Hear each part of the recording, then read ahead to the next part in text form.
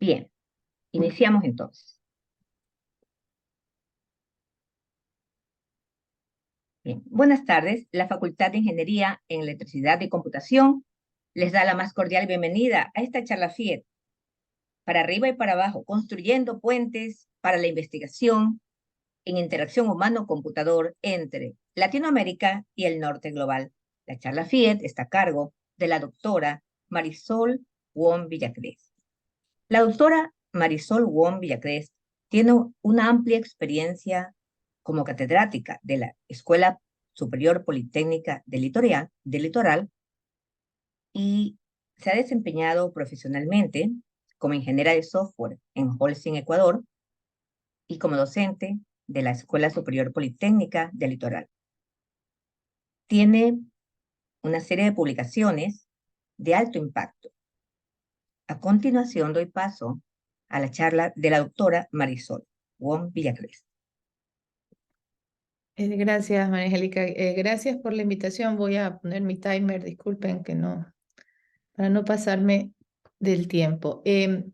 Muchas gracias a los asistentes. Es muy emocionante ver que hay gente interesada en estos temas.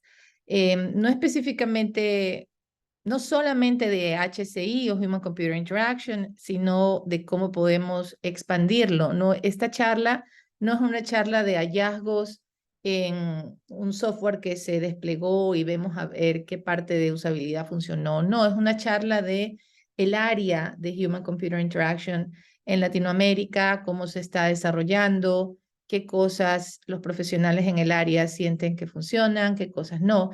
Entonces es un orgullo para mí poder compartir este trabajo. Este es un trabajo en el cual se elaboró y se fue haciendo y conduciendo a lo largo de 2 años, junto con, pueden ver ahí, otros 11 investigadores, todos somos latinoamericanos, y la gran mayoría, si no solamente 2, la gran mayoría vive fuera de Latinoamérica, pero quiso hacer este trabajo para poder ver qué puentes se pueden extender mejor con Latinoamérica y fortalecer el área en la región. Este trabajo comprende un esfuerzo por analizar las similitudes y diferencias entre las formas de ver y hacer investigación en HCI, tanto dentro y fuera de Latinoamérica.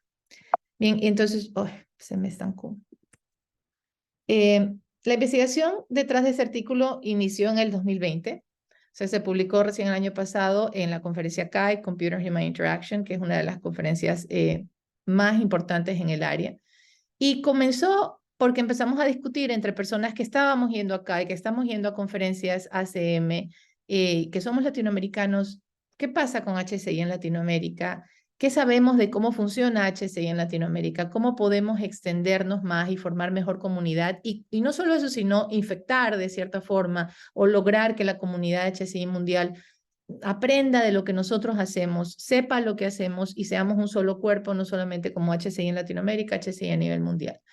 Pero nos dimos cuenta pues que nos faltaba esa comprensión a nivel profundo de qué pasa en la región, cómo se practica en el área, en Latinoamérica. Entonces decidimos contribuir a esto que faltaba, y es una primera contribución, un primer paso, falta muchísimo más para entender. A través de una investigación mixta, hubo la parte cuantitativa, hubo una parte cualitativa, sobre la perspectiva que tenían tanto los investigadores como profesionales relacionados a HCI fuera, o sea, de Latinoamérica, en Latinoamérica y trabajando para Latinoamérica, o sea, gente que no es latinoamericana, pero que ha trabajado en Latinoamérica, sobre qué está pasando. Y específicamente las preguntas, podríamos decir, de investigación eran, bueno, ¿cómo se practica HCI en la región? ¿Qué factores influyen a la práctica de HCI en la región y cuáles son los desafíos que encuentran los investigadores y profesionales de la región para poder desarrollar y sacar esta área más adelante? Pero vamos un poquito hacia, y sobre todo algunos estudiantes que veo que están aquí, no sé qué tanto, si ya tomaron la materia de HCI, qué tanto saben qué es HCI, etcétera, ¿no?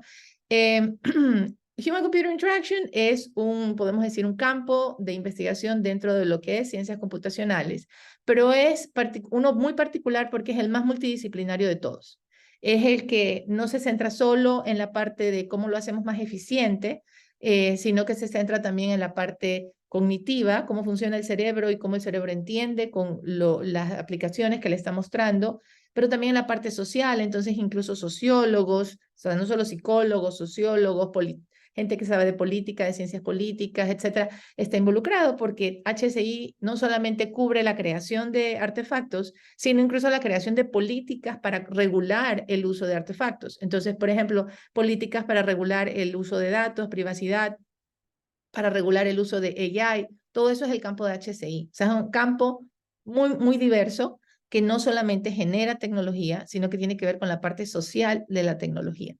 Bueno, pero cuando nace realmente en lo que le llamamos el norte global, ahí está marcado en rosadito el norte global, y de hecho que no sé por qué no está marcado también Europa, y nace con la intención de ser solamente un tema de medir. El usuario, una vez que se lo pone enfrente de algo, ¿cómo le va? Lo hace rápido, lo hace lento, se equivoca mucho, cuánto se demora en aprender. Nace con esa necesidad, pero a medida que el campo va expandiéndose, va llegando a otras partes del mundo, a otros contextos fuera del contexto de la oficina, el contexto laboral, y en otras partes del mundo y en otros contextos, el tema social importa muchísimo más. Por ejemplo, en el caso de Ecuador, no es suficiente ponernos a ver si vamos a desplegar algo, si aumenta la productividad o no, porque tenemos poblaciones altamente vulnerables para quienes la productividad no es un tema de supervivencia, más bien hay otros temas que son importantísimos y en ese momento hay que empezar a ver esa intersección tecnología-sociedad. Bien, entonces, dado que la comunidad de HCI y el campo ha ido creciendo muchísimo, se han hecho esfuerzos para integrar estos nuevos contextos y estas nuevas geografías en lo que es el campo a nivel mundial. Estos esfuerzos, sin embargo, todavía tienen problemas, ¿no? No son esfuerzos perfectos. Aumentar la presencia de miembros de regiones de comunidades como las nuestras, Asia, África, por ejemplo, en HCI, es un gran desafío. Nosotros, particularmente en América Latina, a pesar de todos los esfuerzos que se han hecho, todavía, y ya son 20 años de HCI en Latinoamérica, eso es muy importante reconocer. Se han hecho conferencias locales, tenemos por ejemplo CLIC, que es la conferencia latinoamericana en HCI, que recién nomás pasó en Puebla, México, MEXIC, y Brasil tiene su propia, Brasil IHC, las jornadas iberoamericanas de IHC, todas ellas tienen unas tasas de publicación muchísimo más bajas que las que tienen los artículos que se publican ahí. No se citan tanto, no se ven tanto, no se visibilizan tanto como los que se publican en CAI o los que se publican en CSIW o se publican en conferencias un poco más técnicas, pero más top en las conferencias IEEE. Y el otro gran problema que tenemos es que así logremos publicar, en realidad no podemos ir a esos eventos, ¿no? Si ustedes ven la tasa de asistencia a estas conferencias, entre el 0.5 y 1.2% únicamente, solo ese porcentaje es el porcentaje que viene de América Latina. Entonces, por más esfuerzos que se ha hecho de cómo vamos a hacerlo visible, no ha sido tanto el impacto. Ay, perdón. Y bueno, de lo que se sabe de los estudios que se han hecho, no solo en Latinoamérica, sino a nivel mundial, por ejemplo, África, Asia, qué es lo que está pasando con el sur global y por qué el sur global no tiene esa presencia, es pues una historia que para los académicos es muy familiar, ¿no? Pero se ha publicado mucho sobre el tema, aunque todavía se necesita entender más. Primero, pues sabemos que nos faltan recursos. Nos faltan recursos y académicamente es muy difícil conseguir apoyo por muchas razones. Primero están las reglas que nos ciñen, ¿no? A los que trabajamos, por ejemplo, en Ecuador, son diferentes las reglas para Ecuador que para Colombia, para Brasil, etcétera, pero son muy restrictivas y hace difícil y hace poco atractiva la colaboración con entidades foráneas a la región. Y también tenemos que los problemas para colaborar internacionalmente hay problemas para alinearnos. Por ejemplo, si alguien quiere publicar internacionalmente, CAI es un buen lugar para publicar, pero localmente no clasifica tanto y hay una serie de razones por las cuales no clasifica y no nos dan puntos, no nos cuentan. Es mucho trabajo para un paper que vaya a CAI, que va a ser altamente visible, pero si no cuenta como puntos locales, entonces pues es como la desmotivación. Como sabemos, como región, la comunidad de la región, que ya vamos a hablar sobre el tema, sabe que existen estos problemas y para no quedarse fuera de la jugada, pues ha hecho una serie de cosas. Como dije hace un rato, las conferencias locales, A veces se organizan escuelas de verano, se trabaja mucho, por ejemplo, con organizaciones como SICAI para que dé fondos, para que se puedan hacer cosas. Y también se ha tratado de generar publicaciones, o sea, revistas, por ejemplo, donde se pueda publicar en español, en portugués, que son los idiomas principales de la región. Y seguimos en esos esfuerzos, ¿no? Entonces, para poder mejorar esos esfuerzos necesitamos entender quiénes somos, dónde estamos, cómo hacemos. En ese esfuerzo, que es el que nosotros tratamos de atacar, la metodología que utilizamos fue, primero, centrarnos en, primero definir qué es Latinoamérica, ¿no? Es complicado porque, por ejemplo, si les pregunto, Surinam es Latinoamérica, Guyana Francesa es Latinoamérica, posiblemente digamos geográficamente está allí, pero quizás no. Entonces nosotros definimos países en América del Norte, Centro, Sur y el Caribe, donde español y portugués son las lenguas dominantes. A esa área nos referimos cuando hablamos de Latinoamérica y nosotros dijimos, bueno, ¿a quiénes vamos a entrevistar? Entonces, gente que tenga trabajo, que haga trabajo con el tema de experiencia de usuario. Entonces, muchos de ellos no se consideran profesionales de HCI, son profesionales de experiencia de usuario, de UX o de UI, etcétera. Y también personas que hagan investigación en HCI o disciplinas similares. Por ejemplo, hay una disciplina, un área, una comunidad que se llama ICTD, que es tecnologías para el desarrollo y está muy asociado con HCI. Entonces también conversamos con estos profesionales que no se definen como un profesional de HCI, pero que hacen trabajo similar en tecnología, desarrollo y sociedad. Y después de eso, entonces pasamos a, ¿son latinoamericanos? Sí, no, como les decía, no necesariamente tienen que ser latinoamericanos, pero tienen que haber hecho trabajo con Latinoamérica, así sea desde el norte global, latinoamericanos o viviendo fuera o dentro de Latinoamérica. En las encuestas, primero se hicieron encuestas y aquí están 110 personas atendieron la llamada a la encuesta en español, portugués e inglés para que pueda ser más amplia.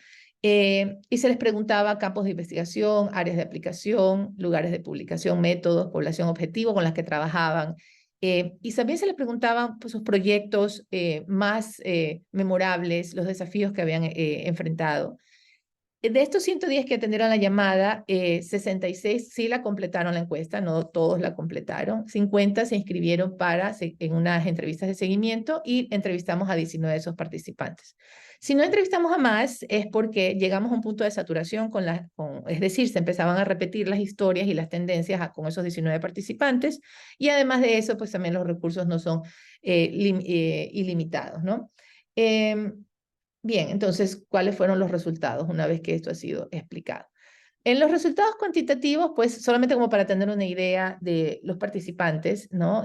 Dónde están ubicados, podemos ver como siempre México y Brasil, y podemos ver inclusive Brasil es más fuerte todavía. Entonces, si hablamos de HCI en Latinoamérica, se confirma algo que yo creo que todo investigador en HCI ya sabe, Brasil es el país más fuerte en el área actualmente, y le sigue México, y de ahí todas las demás, como se dan cuenta, va bajando su participación, etcétera, ¿no? Luego tenemos el asunto de la participación de mujeres, porque es un área multidisciplinaria. De cierta forma, las mujeres la encontramos bastante más amigable, entonces tenemos 50% de las personas que respondieron son mujeres.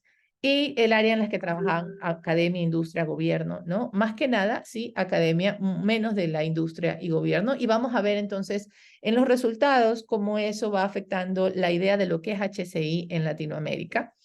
Bien, incluso el asunto del idioma, ¿no? Ahora, ¿cuáles son los principales desafíos que pudimos ver en esa primera visión de los datos cuantitativos? Encontramos estos 7 tipos de desafíos que los encuestados indican haber enfrentado al realizar investigaciones. Están los desafíos interpersonales, adaptar los métodos de investigación, y esto por favor márquenlo ahí, adaptar los métodos de investigación luego resulta ser algo que la gente realmente se queja mucho de tener que hacerlo, porque luego aparte en las publicaciones les validan, no aplicaste el método correctamente, etcétera. La escasez de recursos, que ya se había visto, el contexto multidisciplinario. ¿Por qué? Porque HCI en Latinoamérica se practica, y lo vamos a ver también muchísimo más en las áreas de ciencias computacionales, que están casi siempre muy separadas de las áreas sociales, porque no nos enseñan como personas graduadas en computación a tener esas relaciones y aprender de conocimientos diversos que no sean cuantitativos únicamente. Luego tenemos la tecnología, la idea de que la tecnología puede llegar a ser discriminatoria es también un desafío, porque muchos experimentos que se quieren correr están hechos con tecnología, pensados para tecnologías de gente que se ve como y habla como y parece como del norte global, y no gente como nosotros. Y por ahí también el idioma y las tarifas de publicación. Bien, entonces, cuando vemos también los datos en términos de los métodos de investigación, vemos que hay una gran tendencia todavía, realmente de trabajar, tratar de trabajar métodos cualitativos, como son, por ejemplo, las entrevistas, pero es menos que la gente que trabaja fuera de Latinoamérica. O sea, hay una tendencia, es alta, pero sigue siendo menos. ¿Por qué no nos sentimos confiados en trabajar métodos cualitativos? Es algo que todavía, incluso después de las entrevistas, es necesario seguir explorando. Pero también hay un deseo en el tema participativo y hay mucha presencia de estudios de usabilidad, menos de lo que se hace afuera de Latinoamérica.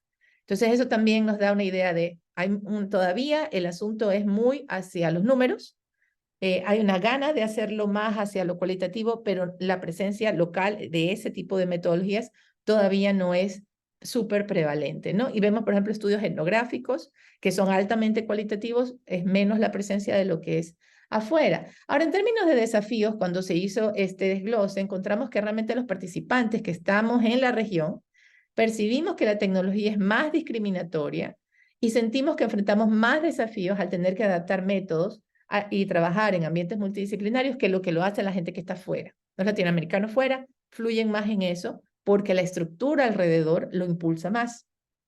Bien, ahora hablemos de los resultados cualitativos, ¿no? ¿Qué encontramos? 3 grandes temas emergieron de esas 19 entrevistas. Primero, ¿cuál es la orientación fundamental de la práctica de HCI en América Latina? O sea, ¿hacia dónde está yendo? ¿Qué es lo que creemos nosotros que estamos haciendo? ¿Cuáles son las fuerzas que lo impulsan y qué tensiones se dan al momento de aplicar esa fuerza o tratar de aprovecharla?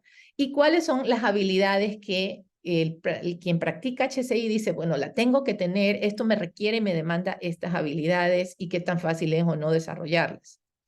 Bien, entonces, ¿cuál es la orientación práctica de HCI? Una cosa que nos llamó muchísimo la atención es que la orientación, la gran mayoría sentía que era una orientación social.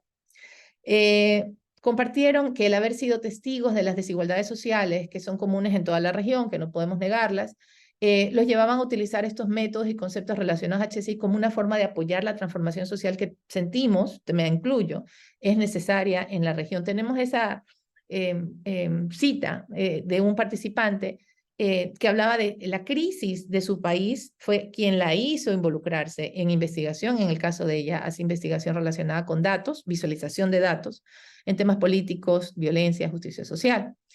Ahora, lo que vimos es que hay 3 grandes principios que están guiando esa orientación, específicamente en Latinoamérica.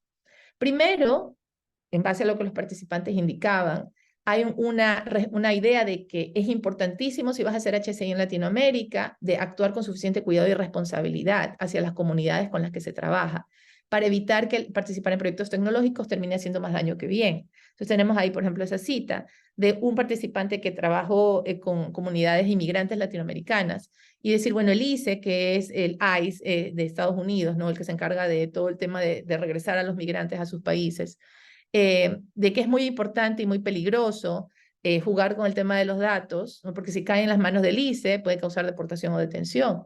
Y tenemos, por ejemplo, el otro principio que es el respeto. Estas son cosas que de cierta manera son impresionantes porque si nuestra fortaleza y nuestra orientación es el cambio social y estos son los principios, ¿cómo nosotros podemos informar a otras áreas del mundo sobre este tipo de principios, cómo se llevan a cabo y cómo se diseña con esto en mente? Entonces, respeto es otro principio importante que salió de los datos.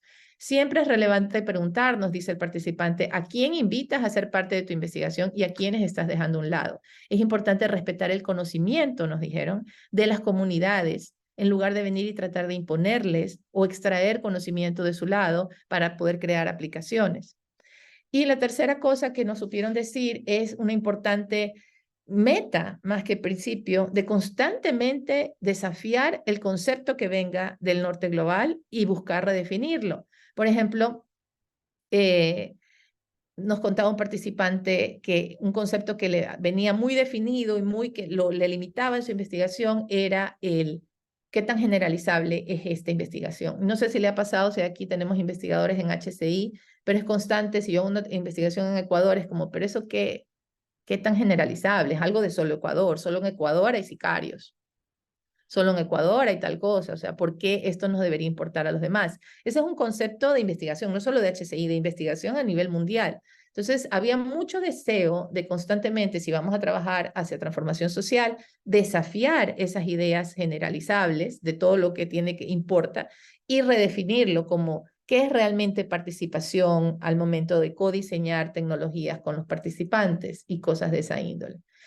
En términos de las fortalezas y las tensiones que se dan, hay tres fortalezas que salieron súper fuerte de la data. Primero, la diáspora. Los participantes nos supieron decir, y es algo que también lo hemos vivido, lo he vivido yo también, eh, que los investigadores de HCI en Latinoamérica tienden a realizar sus estudios y sus especializaciones en general en el extranjero. Hay que salir para poder estudiar HCI, porque, ojo, no hay maestrías, al menos, por ejemplo, en Ecuador, en HCI. La mayoría de países latinoamericanos no tiene maestrías en HCI. Entonces, si yo quiero hacer una maestría o un doctorado, tengo que irme. Eso significa que hay mucha gente fuera, de hecho, como vieron los participantes, que, uy, se me pasaron los 20 minutos, me va a demorar 5 minutos más. Hay mucha gente fuera que está haciendo este tipo de trabajo y esa gente fuera genera un flujo transnacional de conocimiento, ¿no? Impulsa mucho el que que crezca el HCI en la región y busca que se revalorice el conocimiento producido en Latinoamérica. Tenemos acá una participante que decía, tengo que devolver de alguna manera y está en constante búsqueda de conexiones. Esto es una fortaleza enorme. Pero también es difícil conectarse con esa diáspora porque está esparcida por el mundo. ¿Quién hace qué, dónde, etcétera? Es bastante desconocido. Luego tenemos la intersección de HCI y el trabajo con la industria, otra enorme fortaleza, pero vemos aquí la limitante. ¿Por qué es una fortaleza? Porque tienen dinero. Y porque si tienen dinero pueden habilitar transformaciones importantes. Pero ¿cuál es la tensión? La visión de la industria es últimamente la productividad y la generación de dinero. Y esa búsqueda de generación de dinero, de cierta forma, podría ir en contra de metas de transformación social, no siempre se alinean. Y finalmente, los datos sugieren que las instituciones académicas en la América Latina brindan el espacio único, porque nosotros estamos como universidades en capacidad de, bueno, acá está economía, acá está ciencias sociales, acá está antropología y aquí está en computación y pueden engancharse en un diálogo multidisciplinario. Pero las estructuras de gobierno local son las que nos limitan, porque por ejemplo acá una investigadora decía, cuando yo estaba de investigadora en el MIT, era muy diferente porque todo era investigación, pero acá tengo que hacer de todo, asesorar materia integradora, tengo que hacer, generar dinero para pagarle a un programador, tengo que pagar a una persona que hace diseño o lo termino haciendo yo. Entonces uno tiene que hacer todólogo y eso hace que uno no pueda producir todo lo que la universidad le quiere pedir que produzca. Entonces, eso y por último, el tercer hallazgo, las habilidades requeridas. Primero, el ser un ingeniero. Eso no quiere decir que se exige, se espera a la persona que hace HIC tenga título de ingeniero, sino que se comporte como un ingeniero, que sea capaz de expresarse en términos de números y de hechos que no se puedan rebatir. Entonces, la persona que no lo es tiene que adaptarse. Acá una persona que no lo era antropóloga, decía, siempre he sido un bicho raro, no solamente la única mujer, sino que no soy ingeniera y es un mundo de HCI en Latinoamérica, un mundo de ingenieros. También ser un traductor. Uy, esto lo tengo todo en inglés. Ser un traductor, es decir, no un traductor de español a inglés, sino un traductor de intereses entre diferentes personas, porque cuando se busca transformación social, se tiene que trabajar con gobierno e industria. Y esos son diferentes intereses que el profesional de HCI tiene que saber mediar. Y finalmente, ser un conector, no un conector necesariamente para promoverme yo y mi trabajo, sino un conector para que lo que se hace en Latinoamérica sea más visible afuera. Entonces, constantemente hablar con gente afuera, conectarse y poder publicar mejor lo que hacemos en la región. Entonces, como discusión, quisiera cerrar, ¿no? ¿Qué es lo que deberíamos hacer nosotros avanzando en el tema de HCI y Latinoamérica? Crear puentes definitivamente entre norte y sur suena como lo más orgánico, lo más importante, y ya se viene entendiendo y hay que seguir trabajando. Trabajar con la diáspora mucho más podría ser una forma interesante de avanzar. Pero ojo, el tipo de trabajo de transformación social que estamos haciendo y el tipo de interés por resaltar esa redefinición de conceptos de lo que es válido para Latinoamérica, corre el riesgo de perderse si se le da demasiado poder a la diáspora, porque la diáspora hace impulsa conocimiento y transferencia de norte a sur. Y es a veces irremediable tomar ese conocimiento y desechar lo que tenemos. Entonces hay que tener mucho cuidado con los puentes que se están tendiendo. Y luego también hay que trabajar un poco más, y ese es el trabajo más difícil con la academia, en el tema de los requerimientos que le hace la universidad al académico HCI que está trabajando en proyectos on the ground, decimos en inglés, ¿no? Que está trabajando en proyectos con comunidades, que está trabajando con proyectos que tienen impacto social, como que la universidad reconozca que ese trabajo es un trabajo que necesita muchísimo esfuerzo mental y físico, y que las demandas de producción quizás no se puedan cumplir. Entonces, concluyo con un llamado a las instituciones locales e internacionales a buscar ayuda a sus investigadores, a generar ayuda para investigadores en HCI para atender los puentes que se necesitan y poder seguir trabajando las mejoras en el área de HCI Latinoamérica. Esto no es un estudio que dice estas son todas las respuestas, es un estudio exploratorio inicial y se necesitan muchos más estudios y esperemos que este primer paso siga motivando más estudios sobre el tema. Muchas gracias y me quedo abierta a preguntas si todavía hay tiempo.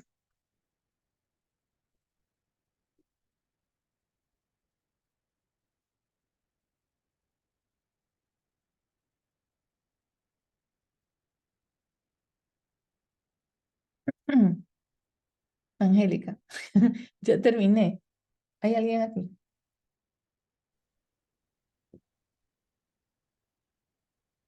Sí, a ver qué me dicen en el chat. Las preguntas podrían ser por el chat o tomando el micrófono. Gracias. Sí, bueno, no sé si alguien tenga preguntas, dudas. Este término de HCI realmente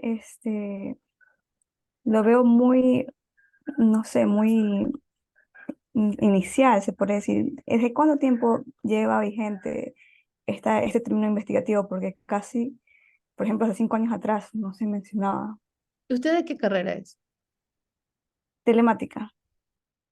Ya, HCI existe como materia en la carrera de computación desde por lo menos unos 5 años antes de que yo tomé la materia y yo me gradué en el 2000 y debo haber tomado la materia en el 98.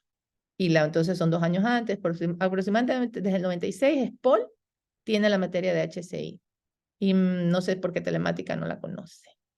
Pero bueno, no, entonces, eso en SPOL, estamos hablando de Ecuador. En Latinoamérica tiene 20 años de presencia y antes podríamos hablar que HCI tiene por lo menos unos 40 años como disciplina, si no más. Entonces, no es nuevo. Y eso que usted acaba de decir es súper importante, porque eso revela aún más o afianza un poco los resultados, ¿no? Que estábamos indicando. Es importantísimo que Latinoamérica empiece a impulsarse un poco más con respecto al concepto, al campo y al campo de acción. O sea, ¿qué nomás se puede hacer con HCI? Como no sabemos ni internamente lo que tenemos, entonces, ¿cómo lo podemos promover y cómo podemos crecer como un área de conocimiento relevante? No como HCI, sino HCI Latinoamérica tiene su propio sabor, su propia orientación, su propia búsqueda. Entonces, eso es súper importante. Listo, entendido. Gracias, Kerly. Pero eso también está para decirle a los coordinadores de telemática, ¿no le parece? Porque esa es una materia que existe en computación hace tiempo. Alex, cuéntenos. O sea, también me surge la duda acerca de la implementación de HCI en el mundo de las empresas como tal. ¿Qué beneficio económico principalmente? Porque si es empresa, obviamente buscarán eso siempre. ¿Qué beneficio proviene implementar HCI? Sí, esa es una pregunta súper importante a considerar. A mí me parece que HCI, que es un campo grande, empezó a alimentar, y tiene muchas intersecciones, ¿no? Pero empezó a alimentar mucho otros campos que son más aplicables en la industria, como es la experiencia de usuario. O sea, ha visto, hay mucho en experiencia de usuario actualmente, más en los últimos años, eso sí podría ser en los últimos años, ha estado más presente en Latinoamérica el término UX, ¿no? O UX. y también UI, ¿no? Que es la interfaz de usuario. Entonces, es como una versión reducida de lo que HCI cubre. HCI cubre todo eso y más. Y entonces, esa versión reducida es lo que la industria está actualmente aplicando. Entonces, por ejemplo, y eso me parece que se necesita muchísimo aquí en SPOL, hacer más charlas de gente que está trabajando en esas áreas desde computación. Por ejemplo, si TIA va a sacar un nuevo proyecto, un nuevo producto, lo mínimo que va a hacer es un estudio para ver, por ejemplo, el usuario, a dónde está fijando la mirada. ¿Cuál es la cosa que le llama más la atención? Un eye tracking. Eso es lo mínimo que va a hacer. O también va a ser algún tipo de estudio de clics, ¿no? La gente sube, baja la pantalla, cuántos clics y dónde se hizo el clic, para saber a qué le está llamando la atención. Eso es HCI. Entonces, esa es parte de usabilidad que hace la industria. Y la industria sí hace usabilidad. ¿Por qué hace usabilidad? Y estudio de usabilidad es lo que más se hace, porque no queremos salir con un producto y que se caiga de oreja y que me cueste dinero. Ahora, ¿qué tan interiorizado está que tiene que ser iterativo, basado en el usuario, centrado en el usuario constantemente? No está tanto. ¿Por qué? Porque la gente no está tan consciente de cuánto dinero se podría ahorrar si involucrase al usuario constantemente. Entonces lo involucran al final, cuando ya está el desarrollo, ¿no? Ya está hecho, entonces hacen estas pruebas de usabilidad y ahí pues a ver qué se puede mejorar, etcétera, y a veces se sale con el producto así ya rápido. Ahora último hubo un cambio en Banco del Pacífico, no sé si se percataron en el Intermático, ¿no? Un rediseño completo. Ese rediseño completo, que yo pienso que todavía tiene fallas, pero de todas maneras está mucho mejor que lo que tenían, está centrado en todo lo que tiene que ver con HCI, diseño de experiencia, diseño todo lo que tiene que ver con usabilidad y todo lo que tiene que ver con diseño de interfaz de usuario. Entonces la industria sí lo está haciendo. ¿Cuántas personas de computación están en eso? Posiblemente pocas.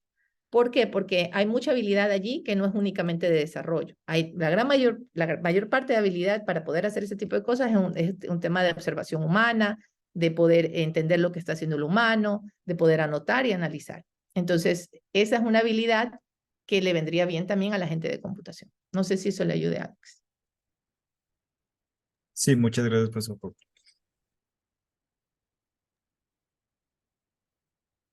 ¿Alguien más? Ay, no sé qué estoy haciendo con esto. Así. Hola, Luis. Gracias por venir. Hola, hola Marisol, gracias también por la invitación. Y aquí estamos con algunos estudiantes de la asignatura de HCI.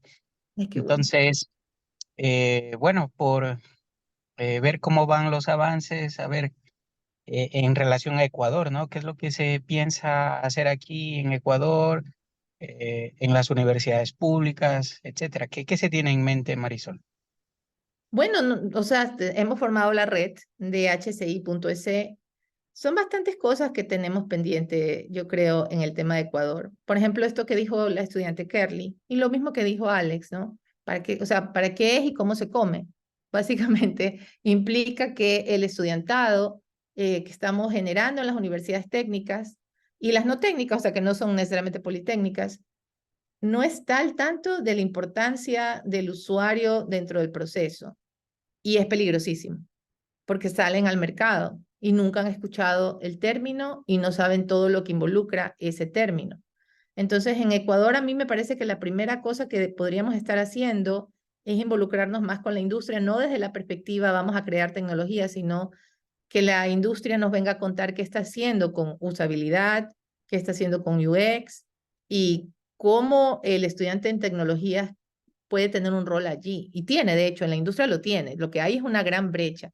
Eso a mí es lo que más me está llamando la atención, no solo de esas preguntas, pero en otras ocasiones me han hecho los estudiantes. Y otra pregunta que se hacen los estudiantes es, ya, y si yo me especializo en HCI, cuando salga, eso, ¿cómo se va a generar? Se va a transformar en dinero. Porque yo sé ser un full stack developer y eso me va a generar plata, pero ser un máster en HCI, ¿cómo me va a generar plata? Entonces, para mí va por allí. Luego, en términos de investigación, si no trabajamos desde la base, que son los estudiantes de maestría, doctorado, etcétera, es difícil hacer investigación. Estamos casi que solitos, ¿no? Con el doctorado y toda la cuestión, por ahí unos asistentes de pregrado, etcétera, pero es un poco lo que decían en el lado de la universidad es fuerte y es algo que debemos de potencializar. porque nos da el espacio para generar cosas. No nos da la plata, pero nos da el espacio. Pero si seguimos haciendo trabajo solos, y por ejemplo, si yo tengo una reunión con alguien en Estados Unidos o en Canadá, y el estudiante a quien lo traigo para la reunión no sabe hablar inglés, no podemos hacer esas conexiones con ni la diáspora ni con nadie. Entonces, hay que seguir trabajando para mí, sustanciales, importantísimo, capítulos estudiantiles, actividades estudiantiles, para que por ahí algunos se motiven más y empiecen y podamos sacar adelante, si es necesario, maestría, si no, bootcamps, que es algo que el SPOL está buscando mucho. O sea, ¿qué le sirve al estudiante y nos sirve a nosotros para esa base fortalecerla más en el tema de Ecuador? Gracias, Marisol. Gracias, Luis.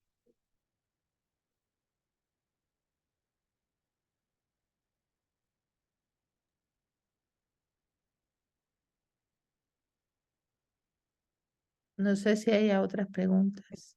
Bien, recordemos que la charla FIET se encontrará publicada a partir de hoy en nuestro sitio web. Sí, Voy a invitamos, dejar de compartir. sí, sí. Agradecemos a la doctora Marisol Wong Villacrés por la charla FIET. Agradecemos a los profesores, estudiantes e invitados especiales que se han dado cita en esta tarde. A continuación doy paso al departamento técnico para la toma de una fotografía. Ah, la Gracias. fotografía. Muy Gracias. buenas tardes con todos. Hacemos la cordial invitación a que activen sus cámaras. Vamos a realizar la captura de pantalla como cierre de la charla FIEC del día de hoy, que estuvo a cargo de la doctora Marisol.